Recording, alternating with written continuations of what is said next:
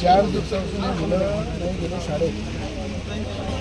काय रेल्वेचं अंडरपासचं काम चालू आहे त्याच्यामध्ये आणि पारडीमध्ये आणि 5 फूट पाणी आहे. त्याच्यामुळं बसही जात नाही, ॲटोही जात नाही आणि मुलंही जाऊ शकत नाही, ॲम्ब्युलन्स जाऊ शकत नाही. इकडले जेवढे 10-15 गावं आहे त्यांचं पूर्ण काम थांबलेलं आहे येणं जाण्याचं. आणि रेल्वेचं फाटक जे त्यांचे चालू होतं ते बंद करून टाकलं त्यांनी परमनंट. त्याच्यावर रेल्वेचं फाटक तेव्हा बंद केलं पाहिजे जेव्हा पुलाचं काम कंप्लीट होईल. पर्याय व्यवस्था केली पाहिजे. पर्याय व्यवस्था रेल्वेने केली नाही. कलेक्टरची परवानगी घेतली नाही, तहसीलदारची परवानगी घेतली नाही, PWची परवानगी घेतली नाही, ग्रामपंचायतची परवानगी घेतली नाही आणि धडाधड ते काम चालू करून त्यांनी या परिस्थितीत ठेवलं आहे की 5 फूट आता पाणी येतं आणि 4 जण मुलं गेले.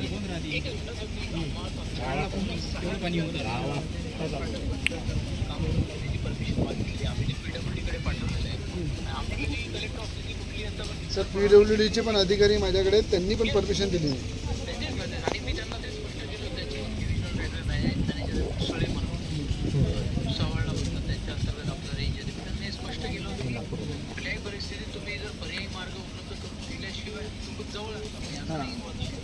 नाही रेल्वेचं जे फाटक आहे ना ते जसं चालू ठेवलं असताना हा मार्गाचं काम वेगळ्या दिशेने चालू आहे सध्या. तर रेल्वे फाटक चालू केलं त्यांचं काही अडचण होती तर रेल्वे फाटक तेव्हा बंद करायला पाहिजे होतं जेव्हा त्या पुलाचं काम कंप्लीट झालं असतं. तर त्यांनी आता रेल्वे फाटकाचा आणि कामाचा संबंध नाही आहे, दूर काम आहे. तो भुयारी मार्ग थोडा दूर आहे. नाही भुसळे नाही काय करलं ना ते पांडे मॅडम है ना DRM तिला तुमच्या ते मैसेज सांगायला लागेल कि यहाँ पे 10-15 गाँव का विद्रोह हुआ है.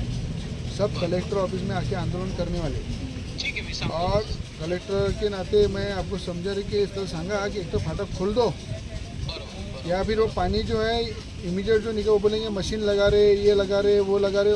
मशीननी काहीच फरक पडत नाही आहे. एवढं पाणी आहे. मी तिथे उभाच आहे. म्हणजे ह्या सगळ्या लोकांचं म्हणणं आहे की कलेक्टर ऑफिसला जाऊन तिथंच आम्ही धरणं आंदोलन करतो. तर ते करू नका. कलेक्टरही आपले आहे, सगळे काम होईल.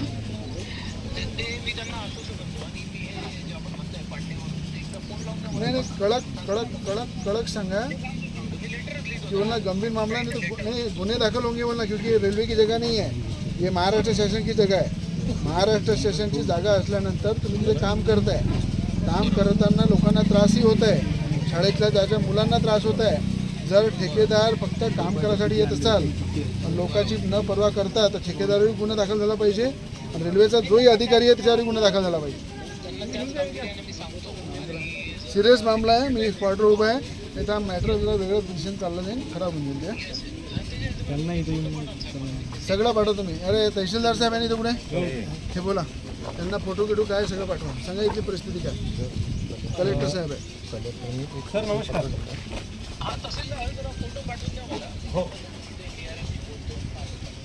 हो सर. Yes sir. परिस्थिती कशी आहे सांगा ना, बोला ना. हो सर. आता यामध्ये काय झालं, यांनी एक नाला पण अडवलेला आहे आणि नाला अडवल्यामुळं काय झालं की शाळेत नाही गेलो तिथं पाणी पण थांबलेलं आहे बरंच. म्हणजे जवळपास लहान मुलांना शाळेतही नाही जात आहे. सकाळी बस पण वापस गेली आहे. गेले नाही शाळेत. हो सर. अरे आता सांगा ना माझ्यासमोर. हो सर. जवळपास 3 ते 4 दिवस झाले मुलं हो सर पाठवतो. रोज तेवढंच येते. पहिले आंदोलन करतो म्हणून आम्ही कलेक्टर ऑफिस ते IRS राहतात तिकडे अधिकारी. IS आहे बोलू द्या त्यांना आपसात. Yes sir. हो ना. काय जबाबदार पुरींना सर्व सविस्तर पंचनामा तयार करतो. अरे पंचनामा करा, फोटो काढा, पण फोनवर कमसा. तुम्ही तहसीलदार म्हणून PWचे अधिकारी तुम्ही हो तिथं रात्रभर बसवेन तुम्हाला मी. या सकाळी यायची मुलाची शाळेत गेले पाहिजे. नाही गेले तर तुमचे कोणते रेल्वेवाले गेले त्या साईडला रात्री पाणी आलं मी इथं आहे. रात्री कलेक्टरने बोलवतो इथे मग प्रशासन पाहतो काय करते काय. कलेक्टर येईल सगळं त्यांना समजा लागेल मग विषय काय. नाही, बरोबर मग त्या लेवलला येऊ नका देऊ. नाही नाही त्यांना दुरुस्त करा रेल्वेवाल्यांना आणि कारवाई करा. त्यांना एक पत्र द्या, तिथे कायदा सुव्यवस्था बिघडत आहे, ही कृती आहे म्हणून, आणि कायदा सुव्यवस्था बिघडत असल्यामुळं त्या रेल्वेचं पाणी आणि त्या कॉन्ट्रॅक्टरला एक समज द्या अर्जंटमध्ये, तिथे गुन्हा दाखल केला जाईल. ही सगळ्यांची भावना आहे. अगर कल से ये हुआ तो बहुत बड़ा इशू बन जाएगा इसका. क्या नहीं नहीं नहीं, कानून नहीं, कानून क्या मोटर लगाना है, आदमी लगाना है, लगाओ. और ये पूरा मेरे को प्लेन होना, पानी और आने वाले 2 महीने, तो पंप 2-3 पंप से नहीं होगा, 4-5 पंप लगाओ, लगा दो और कंटिन्यू चलते रहना चाहिए. यहाँ का मेरे को लोगों की तकरार वापस नहीं आना चाहिए, ध्यान रखना, क्योंकि रेल डिपार्टमेंट से मैं बहुत त्रस्त हूँ, फिर बहुत बड़ा विषय हो जाएगा उसका. क्या क्योंकि मैं छोटे छोटे बच्चे जब मेरे को बोल रहे 3 दिन हम स्कूल में नहीं गए, तो हमको भी शर्म आती है सुनते हुए.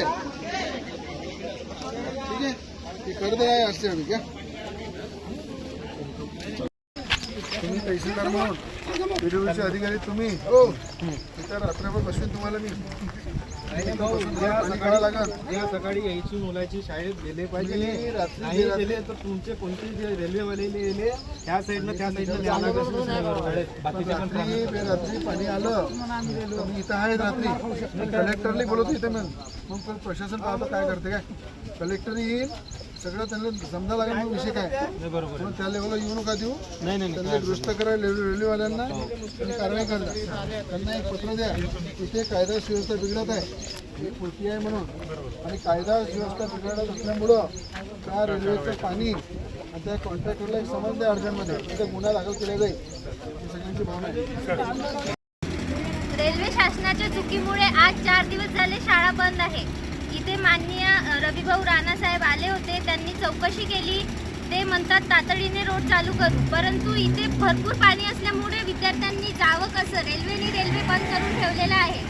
2 दिवस म्हणता आज 6 दिवस झाले तरी त्यांनी त्यांचे काम पूर्ण केलेले नाही. आम्हाला एकच हा मार्ग मिळाला होता शाळेत जाणे करण्यासाठी, परंतु आता त्यांनी हा पण बंद करून ठेवले. पाणी इथे गाड्या जातात की नाही जातात याची पडताळणी न करता त्यांनी रेल्वे गेट बंद करून ठेवलेले. आमचे एवढेच म्हणणं आहे की एकतर आम्हाला हा रोड चालू करून द्या, नाहीतर मग रेल्वे गेट चालू करून द्या. इथे कोणी आमदार खासदार पाहायला आले किंवा काही, आम्हाला पाण्यातून जावं लागते. पण एखादा महाराष्ट्र शासनाचा अधिकारी आला तर पाण्यात पाय सुद्धा ठेवत नाही, आज पलटून जातो. आमचे घरचे लोक या पाण्यातून येणं जाणं करतात, तर आम्ही काय करावं. आज ती गव्हर्नमेंट बस आली, पण त्यांनी पण हे पाणी पाहून इथून बस नेलेली नाही, तरी आमचे शेतकरी लोक या पाण्यातून जातात. त्यांनी त्यांच्या शेतीचे नुकसान होऊ नये म्हणून खूप प्रयत्न केले, परंतु शासनाने याच्यावर काहीही उपाय काढलेला नाहीये. 3 दिवस झाले शेतातील कामे, व्यवसाय वगैरे सर्व बंद आहे. मुलांना शाळेत जाण्याचा मार्ग एकुलता एक हाच होता, परंतु हा सुद्धा बंद झाला. तर बाकीच्यांनी काय करावे, कुठून जावे. रेल्वे बंद करून ठेवलेला आहे.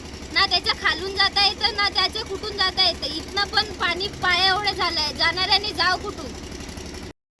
आमच्या गावचे खासदार बळवंत वानखडे हे निवडून आले तेव्हापासून त्यांनी इथे पाय सुद्धा ठेवलेला नाही, आणि काय सुरू आहे, काय तातडीने काय निर्णय घ्यायला हे सुद्धा घेतले नाही. परंतु रविभाऊ राणा यांनी व्हिजिट देऊन आमच्या प्रश्नांना उत्तर देऊन तातडीने फोन केले, आणि आमच्या प्रश्नांना उत्तर देण्यासाठी त्यांनी खूप प्रयत्न केले. आणि ते म्हणतात 2 दिवसांनी हा मार्ग चालू करून द्यायची मी मदत करणार आहे, आणि ते 2 दिवसामध्ये चालू करून देणे असं त्यांनी म्हटलेले आहे.